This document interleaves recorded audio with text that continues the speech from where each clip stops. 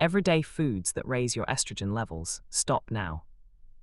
Hey everyone, welcome back to the channel. Today, we dive much deeper into something that shows up in so many people's daily routines, without them even thinking twice about it.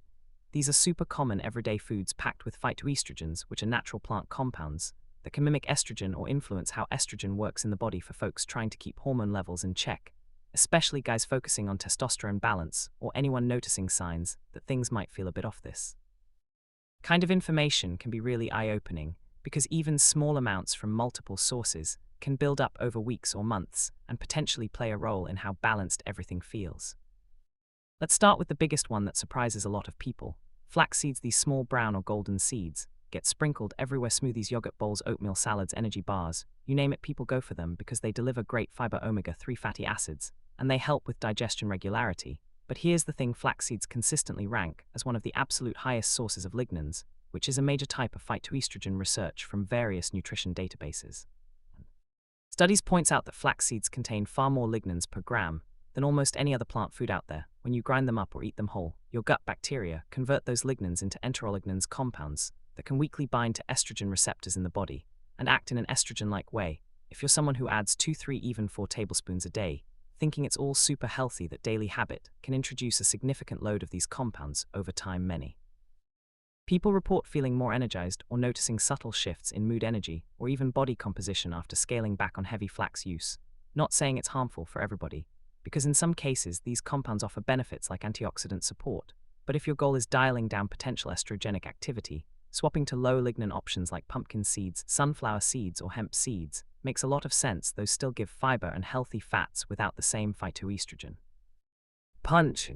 Moving on to soy products, this category probably gets the most attention. Tofu, edamame, soy milk, tempeh, soy protein powders, soy yogurt, even soy-based meat alternatives. Soy contains isoflavones, particularly genistein and daidzein, which rank among the most researched phytoestrogens. These isoflavones can interact with estrogen receptors, sometimes mimicking estrogen, sometimes blocking stronger forms, depending on the context. In traditional diets, like in parts of Asia, soy shows up in moderate as part of balanced meals, and many studies link that kind of intake to positive outcomes like heart health, or even some protective effects. But in modern Western eating patterns, things look different. People start the day with a soy latte, grab a soy protein bar. For a snack, use soy milk in cereal, make tofu stir-fries. For dinner, add edamame to salads. It all stacks up really quickly. One study after another highlights how consistent higher volume soy consumption can lead to noticeable phytoestrogen exposure. Fermented forms like tempeh, miso, or natto might process those isoflavones a bit differently, making them potentially less impactful for some. But if you're relying heavily on unfermented or processed soy items, it stands out as a major everyday contributor. Many folks experiment by switching to alternatives like almond milk, oat milk, coconut milk, or rice milk, and report feeling differences in overall vitality or clarity. Again, it's about personal awareness and seeing what works for your own body. Now let's talk about dried fruits, things like apricots, prunes, dates, raisins, figs. These feel like innocent, healthy snacks, right? They're portable, full of natural sweetness, fiber, vitamins, and minerals, great for on-the-go energy or helping with constipation. But the drying process removes most of the water, which concentrates everything, including the phytoestrogens, lignans, and other types show up in higher amounts per serving compared to their fresh counterparts. For example, a small handful of dried apricots. Raisins can pack way more phytoestrogenic compounds than eating a couple fresh apricots or grapes, because the density increases so much if your routine includes trail mix loaded with raisins, daily prunes for gut support, or snacking on dried dates regularly. Those bites add up faster than you might expect. Fresh versions, like peaches, nectarines, berries, strawberries, blueberries, apples, keep the concentration lower, while still delivering similar nutrients and sweetness. So next time you're reaching for that bag of dried fruit, consider grabbing fresh produce. Instead, it keeps things lighter in terms of phytoestrogen load, without sacrificing the benefits. Sesame seeds come next. These show up in so many places: tahini spreads on top of burger buns, or salads in hummus Middle Eastern dishes, sprinkled over stir-fries, or even in some breads and crackers. Sesame seeds contain lignans similar to flax, though usually not quite as concentrated. But when you eat them regularly, like spreading tahini on toast daily, or using hummus as a go-to dip, it contributes noticeably, especially when combined with other sources from the same day. Other seeds and nuts like pistachios, almonds, peanuts, sunflower seeds carry smaller traces of lignans or other phytoestrogens, such as resveratrol in some cases. The key here is moderation and rotation. Instead of making sesame or any single seed a staple, mix things up with variety to keep overall intake balanced. Nuts in general offer healthy fats, protein, minerals, but over-relying on the higher phytoestrogen ones can tip the scale if hormone awareness is your focus.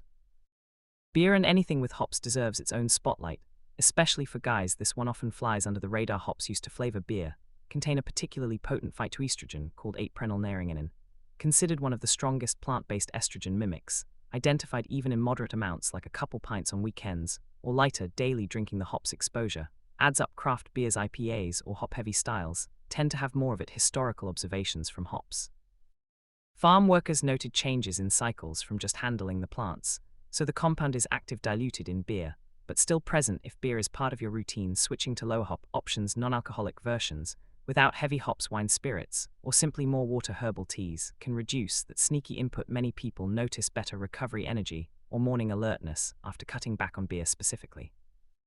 A few additional everyday mentions worth expanding on. Garlic gets brought up often because it's in tons of cooking, savory dishes, stir-fries, sauces, marinades, roasted veggies. Heavy regular use shows some influence on estrogen pathways, though it's usually mild compared to the top sources. Legumes beyond soy like chickpeas, lentils, kidney beans, pinto beans, navy beans, these belong to the same family and carry isoflavones or other phytoestrogens at lower levels than soy but frequent humus.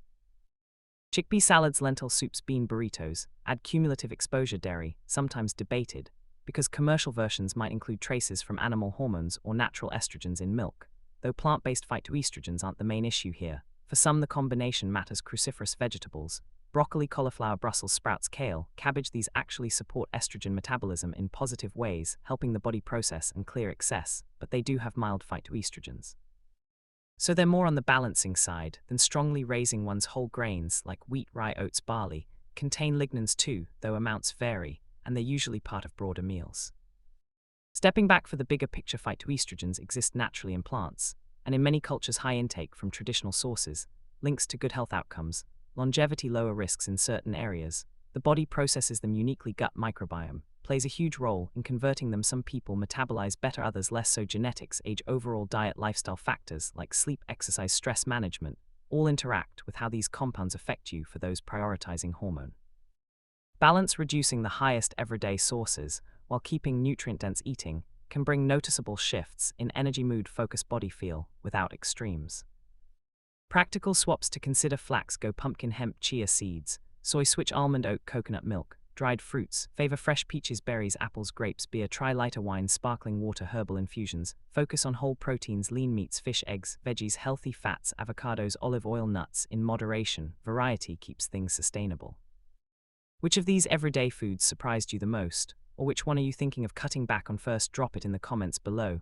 If this breakdown helped you see things differently, smash that like button. If you picked up useful info, subscribe, and hit the bell for more straightforward real talk content on health habits. Take care out there, stay mindful and balanced. See you in the next one.